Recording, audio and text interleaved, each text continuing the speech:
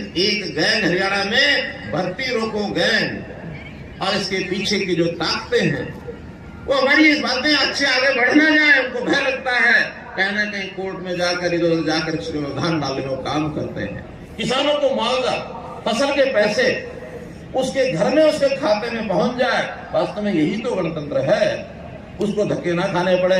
इसी प्रकार लालडोरा मुक्त गांव, शहरी दुकानदारों को मालिकाना हक, यही तो गणतंत्र है। गणतंत्र की परिभाषा में मैं कहूंगा कि गांव के लोग और शहर के लोग आज दफ्तर, दरखास्त और दस्तावेज तीनों को खत्म कर दिया है, सब व्यवस्थाएं ऑनलाइन कर दी है, अपने घर बैठे सब सेवाओं का लाभ उठाएं, यही तो गणतंत्र है।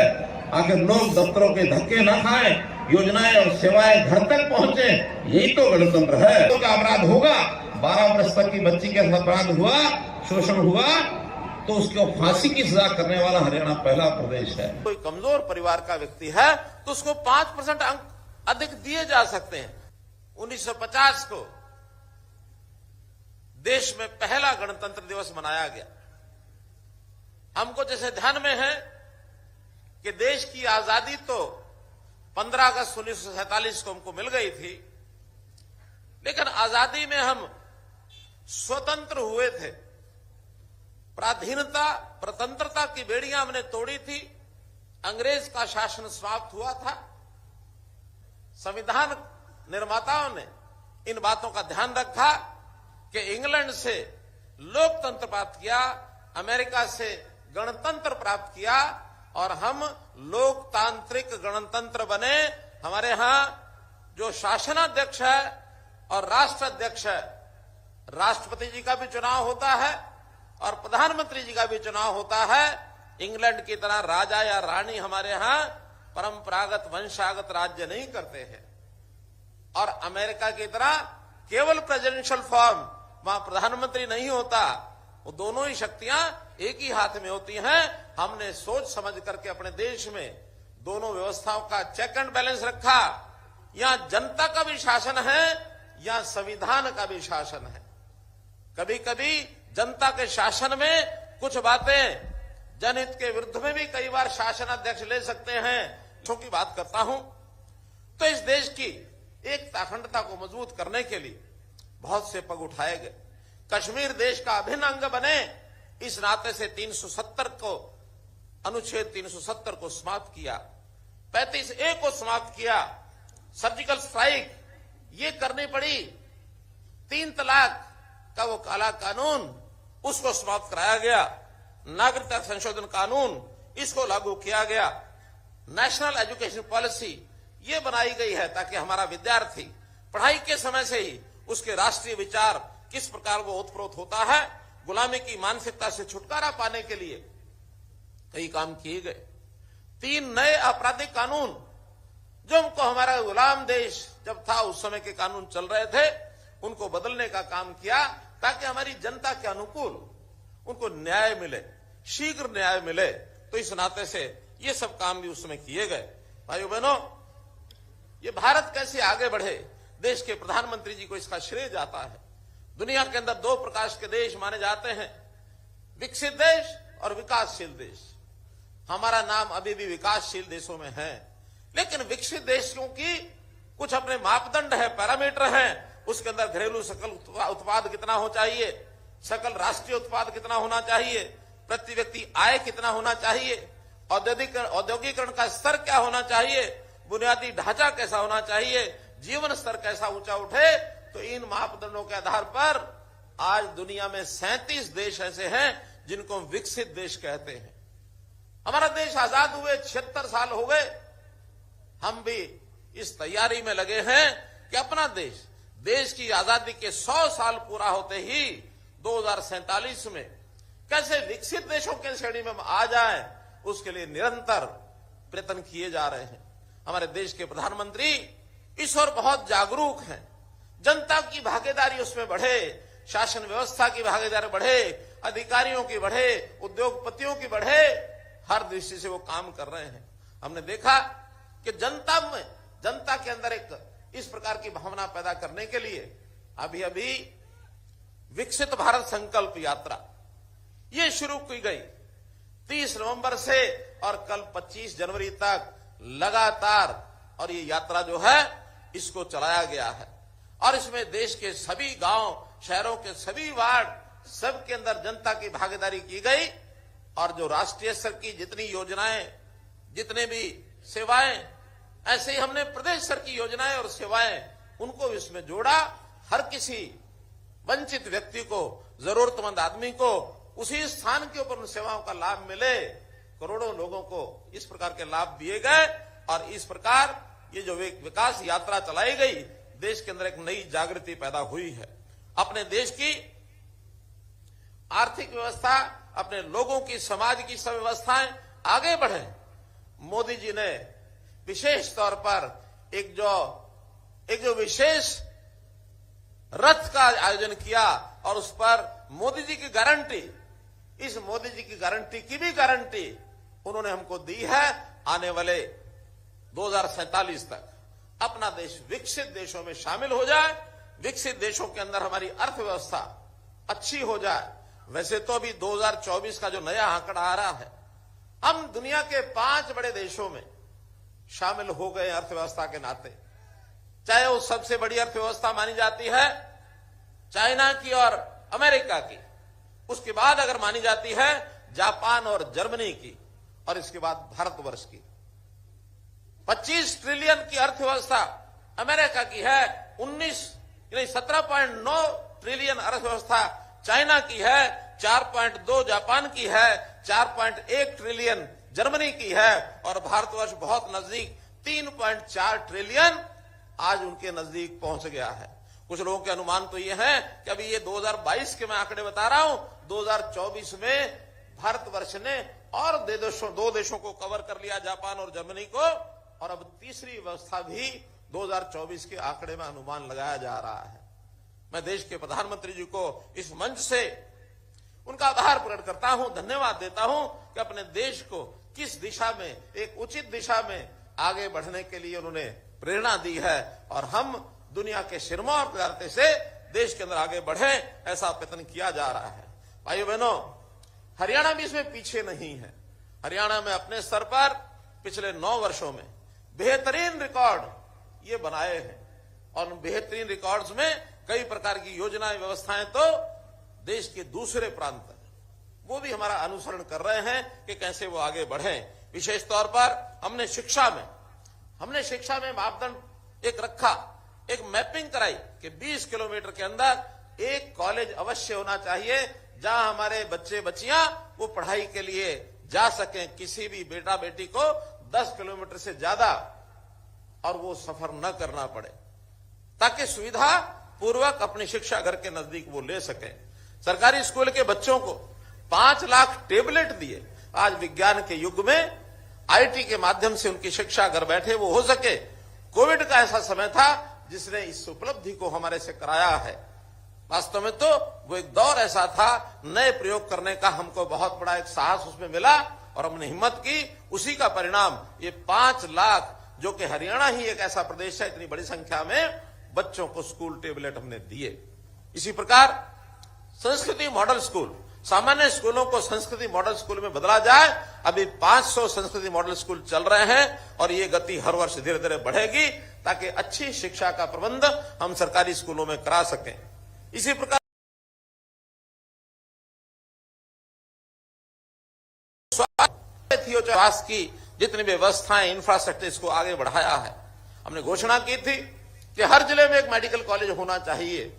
आज आपको बताते हुए मुझे खुशी हो रही है कि जो 2014 में मात्र 6-7 मेडिकल कॉलेज थे, आज वो उनकी संख्या 15 मेडिकल कॉलेज तो जो चल रहे हैं और 11 मेडिकल कॉलेज ऐसे हैं जो अभी निर्माणाधीन हैं और जो अभी व्यवस्था के अंतर्गत जो विचाराधीन यानी जिनकी जमीनें ले ली गई हैं और उसका शिलान्यास करके उन सबको भी आने वाले समय में 26 मेडिकल कॉलेज के माध्यम से, और ये एमबीबीएस के स्टूडेंट की संख्या जो 2004 में मात्र 700-750 थी, अब वो 3500 संख्या हर वर्ष डॉक्टर दाखिल होंगे। भाइयों बहनों, गणतंत्र का अर्थ होता है कि जनता की भागीदारी और जनता को उसके घर बैठे सेवाएं देना। हमने परिवार पहचान पत्र बनाकर जनता के घर तक पहुंचने का जो कार्यक्रम किया है, ये है हरियाणा में वास्तव में लोकतंत्र। लोकतंत्र केवल कहने का विषय नहीं है। लोकतंत्र में, गणतंत्र में, गण यानी जनता, तंत्र माने शासन। लोकतंत्र में भी लोक यानी जनता, यंत्र माने शासन। तो वास्तव में लोगों की भागीदारी, उनके घर तक पहुंचने का हमारा जो काम, इसके लिए हमने बहुत से जो कार्यक्रम किए हैं। हमने पंचायतों को और अधिक दिए हैं, अधिकार दिए हैं, और पंचायतों में शुचिता लाने के लिए ई टेंडरिंग की हमने व्यवस्था की है। किसानों को मुआवजा, फसल के पैसे उसके घर में, उसके खाते में पहुंच जाए। वास्तव में यही तो गणतंत्र है, उसको धक्के ना खाने पड़े। इसी प्रकार लालडोरा मुक्त गांव, शहरी दुकानदारों को मालिकाना हक, यही तो गणतंत्र है। गणतंत्र की परिभाषा में मैं कहूंगा कि गांव के लोग और शहर के लोग आज दफ्तर, दरखास्त और दस्तावेज तीनों को खत्म कर दिया है। सब व्यवस्थाएं ऑनलाइन कर दी हैं। अपने घर बैठे सब सेवाओं का लाभ उठाएं, यही तो गणतंत्र है। आखिर लोग दफ्तरों के धक्के ना खाएं, योजनाएं और सेवाएं घर तक पहुंचे, यही तो गणतंत्र है। मेरे लिए अंत्योदय यह भी एक गणतंत्र है, ताकि पंक्ति में खड़ा अंतिम व्यक्ति उसकी सेवा ये पहले की जा सके। मित्रों, भाइयों बहनों, अभी जैसे गणतंत्र दिवस पर झांकियां आज ही निकाली गई हैं। मुझे आपको बताते हुए बड़ी खुशी हो रही है कि पिछले लगातार 3 वर्षों में, क्योंकि वहां झांकियों का चयन होता है, सारे देश में बढ़िया थीम, बढ़िया योजना को लेके आने वाली झांकी, उसी को शामिल किया जाता है। और हमने पिछले 2022 में अपने खेलों के माध्यम से खिलाड़ियों का प्रदर्शन, इसकी झांकी हमारी सिलेक्ट हुई। 2023 में हमारी गीता जयंती की झांकी, अंतर्राष्ट्रीय गीता जयंती, जो विश्व एक प्रकार से प्रसिद्ध ऐसा कार्यक्रम बन गया है, उसकी झांकी हमारी सिलेक्ट हुई। और इस बार आज भी हरियाणा की एक झांकी सिलेक्ट हुई, और जो उसमें परिवार पहचान पत्र की हमारी जो सेवा है, ये सिलेक्ट की गई, और इसको देश और दुनिया के सामने रखा गया कि हरियाणा में इस प्रकार का कार्यक्रम चलाया गया है। भाई बहनों, एक विषय का अगर मैं उल्लेख नहीं करता हूं तो शायद मेरी बात अधूरी रह जाएगी, और वो है अभी अयोध्या में प्रभु श्री रामचंद्र जी का जो मंदिर और वहां जो प्राण प्रतिष्ठा की गई 22 जनवरी को, जिसका देश भर में एक उल्लास, एक राम राम की जो एक मन में भावना, राम राज्य की कल्पना, ये सब की गई है। अगर मैं इसको अपनी शासन व्यवस्था के साथ जोड़ता हूं तो हमने तो जब से शुरू किया तब से राम राज्य की धारणा, अवधारणा को ध्यान में रखते हुए, और किस प्रकार से उसमें यानी राम राज्य के सिद्धांत, ग्राम स्वराज्य, इसके लिए हमने काम किया। महिलाओं को 50% का प्रतिनिधित्व हमने दिया। गांव में अपने आप अपनी शासन व्यवस्था वो चलाएं, ये हमने किया।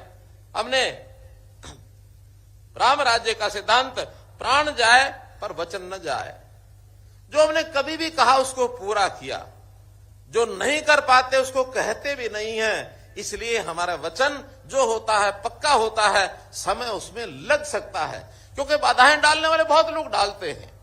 नौकरियों की बात जब हम करते हैं, व्यवस्थाएं बनाते हैं, लेकिन एक गैंग हरियाणा में, भर्ती रोको गैंग, और इसके पीछे की जो ताकतें हैं, वो हमारी इस बातें अच्छे आगे बढ़ ना जाए, उनको भय लगता है, कहीं ना कहीं कोर्ट में जाकर, इधर उधर जाकर उसके व्यवधान डालने में वो काम करते हैं। वरना हम पारदर्शी तरीके से ये सब काम करते हैं। प्रभु श्री रामचंद्र जी के गुण में उनका ये आता है कि गरीबों को, वंचितों को, उनको किस प्रकार से याद रखा जाए। हम उनकी बात को जानते हैं, जैसा कि जिस प्रकार से शबरी के पास वो गए, शबरी के बेर, ये कहानी हमने सुनी है। निषाद राज को उन्होंने अपना मित्र बनाया, गरीब परिवारों के अंदर जाकर के किस प्रकार से अपने संबंध बनाते थे। तो हम भी उसी हिसाब से अंत्योदय की भावना से, चाहे गरीब का परिवार, उसको 5 अंक अलग से देकर और उसको अपना भागीदार बनाया जाए शासन व्यवस्था में, उसके घर में हर प्रकार से सहायता पहुंचाई जाए, चाहे राशन है, चाहे उसके लिए घर की व्यवस्था है, चाहे बिजली के बल्ब की व्यवस्था है, चाहे नल से जल की व्यवस्था है, चाहे गैस सिलेंडर की व्यवस्था है। गरीब परिवार को किस प्रकार से मुख्य धारा में लाना और कैसे उसकी सहायता जो आवश्यकता है उसको पूरा करना, ये हमारा उसी में से और एक विषय। महिलाओं के प्रति उनका जिस प्रकार का भाव रहता था, यानी देवी अहिल्या को उन्होंने किस प्रकार से पत्थर की मूर्ति को जीवंत कर दिया। किस प्रकार से उन्होंने महिलाओं के प्रति मन में एक भाव रहता था। उन्होंने मां की आज्ञा पालन करते हुए 14 वर्ष का वनवास लिया। उन्होंने सीता माता की सुरक्षा के लिए लंका को ध्वस्त किया। इस सिरसा के अंदर एक बहुत बड़ी कहानी बनाई गई कि महिलाओं के खिलाफ और इस प्रकार से अत्याचार हो रहे हैं। पता किया गया, एक अध्यापक की शरारत से सारा समाचार घूम गया। कई दिन भरे पुलिस के उसमें लग गए, सैकड़ों बच्चियों के साथ इंटरव्यू किया, अंततोगत्वा कुछ नहीं निकला कि बच्चियों के साथ किसी प्रकार का अपराध होगा। 12 वर्ष तक की बच्ची के साथ अपराध हुआ, शोषण हुआ, तो उसको फांसी की सजा करने वाला हरियाणा पहला प्रदेश है। हम कहीं भी किसी प्रकार से अपनी मां बेटियों की रक्षा सुरक्षा करना, उनका सम्मान करना, ये हमारा पहला दायित्व है। मित्रों, भाइयों बहनों, सभी को न्याय मिले, किसी को मेरिट के ऊपर ही नौकरी मिलेगी। हां, यदि कोई कमजोर परिवार का व्यक्ति है तो उसको 5% अंक अधिक दिए जा सकते हैं, सबको बता के दिए जा सकते हैं, छुप करके नहीं दिए जा सकते। तुमने एचकेआर में भी नौकरी गरीब परिवार को पहले देने का काम किया ताकि उसके घर का गुजारा ये चल जाए, किसी प्रकार से अपने पैरों पर खड़ा हो जाए। तो भाइयों बहनों, हरियाणा भी जो है इस नाते से पिछले 9.5 साल में अपने एक प्रकार से आगे बढ़ने की जो हमारे एक संकल्प है उसको लेकर के आगे चल रहे हैं। हां, आज के दिन मैं कुछ घोषणाएं भी करना चाहता हूं, छोटी बड़ी कुछ भी हो सकती है जनता के लाभ के लिए, जिसके अंदर सबसे पहले तो मकान के नाते से प्रधानमंत्री आवास योजना के बाद हमने मुख्यमंत्री शहरी आवास योजना के अंतर्गत एक विज्ञापन के माध्यम से लोगों से 2 प्रकार की उनकी इच्छा पूछी है। कोई प्लॉट सरकारी सहायता के माध्यम से, कुछ पार्टिसिपेशन प्लॉट होल्डर का होगा, कुछ सरकार का होगा, उस नाते से, और 1 लाख के लगभग लोगों ने अप्लाई किया है कि हमको प्लॉट छोटा मिल जाए, जो बेघर लोग हैं, गरीब लोग हैं। ऐसे ही मकान के नाते एक छोटा फ्लैट मिल जाए, ऐसे भी इतने ही लोग हैं जिन्होंने अप्लाई किया है। तो 1 फरवरी से 11 शहरों की उस योजना का पहला चरण है, 11 शहरों का पोर्टल खुलेगा, जिसके अंदर 30 गज का प्लॉट उनको जो मामूली राशि है वो जमा करा करके उसमें भागीदारी कर सकेंगे। और इसको बहुत जल्दी हमने चिन्हित जगह कर ली है, उनको एक प्लॉट दिया जाएगा, बैंकों से लोन लेके दिया जाएगा। केंद्र सरकार और हरियाणा सरकार का अपना योगदान होगा ताकि वो थोड़ा पैसा लगा करके भी अपने प्लॉट पर अपना मकान बना सके। इसी प्रकार हमने गरीबों के लिए, किसानों के लिए और अटल कैंटीन खोली है। उन अटल कैंटीन में जो हरियाणा मार्केटिंग बोर्ड है, उस हरियाणा मार्केटिंग बोर्ड में अभी तक 25 मंडियों में ये कैंटीन चलती है, जो 5 महीने चलती है। अभी हमने तय किया है कि 15 और मंडियों में इस प्रकार की कैंटीन खोली जाएंगी और 5 महीनों के बजाय वो साल भर चलेंगी। अब साल भर के लिए 40 कैंटीन के अंदर, और ये व्यवस्था अगले महीने 1 फरवरी से शुरू हो जाएगी। ऐसे ही बिजली बिलों की व्यवस्था, बहुत बड़ी मांग थी कि 2 महीने के बिल की बजाय हर महीने बिल आना चाहिए। हमने पहले चरण में पायलट प्रोजेक्ट के तौर पर अभी 1 फरवरी से हिसार, महेंद्रगढ़, करनाल और पंचकुला, इन 4 जिलों में मासिक बिल आया करेगा 2 महीने की बजाय। तो उसमें 1 महीने में जो रीडर है, मीटर रीडर, वो जाएगा, और बीच में अगले अल्टरनेटिव महीने में जो कंज्यूमर है वो खुद अपने ऐप के माध्यम से, टेलीफोन के माध्यम से घर की रीडिंग को वो भेजेगा, ताकि व्यवस्था में सुधार भी रहे और लोगों को लाभ भी इसका मिले। करनाल के नाते से अभी हमने हॉकी स्टेडियम कैलाश नगर नगर निगम करनाल के अंदर उसका उद्घाटन 24 जनवरी को किया है। इसकी भी मैं आपको बहुत बहुत बधाई देता हूं करनाल वासियों को। 18 करोड़ का ये जो एक इंटरनेशनल लेवल का स्टेडियम, हॉकी स्टेडियम, इसका उद्घाटन हो गया है। इसके ऊपर आगे के कार्यक्रम हम करवा करके इसका लाभ उठा सकेंगे। डॉक्टर मंगल सेन जो ऑडिटोरियम है, डॉक्टर मंगल सेन ऑडिटोरियम में एक बड़ी जो मूर्ति है, उस बड़ी मूर्ति का, स्टैच्यू का एक घोषणा मैं करता हूं। वहां एक स्टैच्यू लगाया जाएगा। और इसी प्रकार से हमारी जो बहन वैज्ञानिक कल्पना चावला, इनके नाम का एक स्टैच्यू, और ये जो medical college, Kalpana Chawla medical college है, उसके अंदर एक स्टैच्यू, इसको लगाया जाएगा। और मैं समझता हूं कि बहुत जल्दी हो सकता है 1 महीने के अंदर अंदर इन दोनों स्टैच्यू को लगाने का और हम प्रावधान करेंगे। मित्रों, हरियाणा के नाते से जो मैंने बातें बताई, हरियाणा का समाज बहुत ही परिश्रमी, पराक्रमी समाज है और पराक्रम और अपने मेहनत के साथ नए नए मापदंड खड़े करता है। मैं ऐसे 4 लोगों को बहुत बहुत अपनी ओर से बधाई देना चाहता हूं, जिनका नाम कल ही पद्मश्री की लिस्ट में आया है। उसके अंदर एक है कलाकार महावीर गुड्डू, उनको पद्मश्री से सम्मानित किया गया है। ऐसे ही सामाजिक कार्यकर्ता है सिरसा के गुरविंदर सिंह, वो एक ऐसा है बच्चों का जो दिव्यांग बच्चे हैं उनकी सेवा का एक बहुत बड़ा प्रकल्प चलाते हैं। हालांकि स्वयं भी वो दिव्यांग हैं, उसके बावजूद एक सेवा का बड़ा काम वो करते हैं, उनको भी पद्मश्री से सम्मानित किया गया है। हमारे यहाँ कृषि वैज्ञानिकों की बड़ी श्रृंखला है, तो 2 कृषि वैज्ञानिक श्री हरिओम जी और श्री रामचंद्र सिहाग जी, इन दोनों को भी पद्मश्री से सम्मानित किया गया है। इन चारों को बहुत ही मैं बधाई देता हूं। अंत में आप लोगों से सबसे मैं अपील करूंगा कि हरियाणा के इस बढ़ते प्रगति के अंदर हम सब लोग भागीदार बने।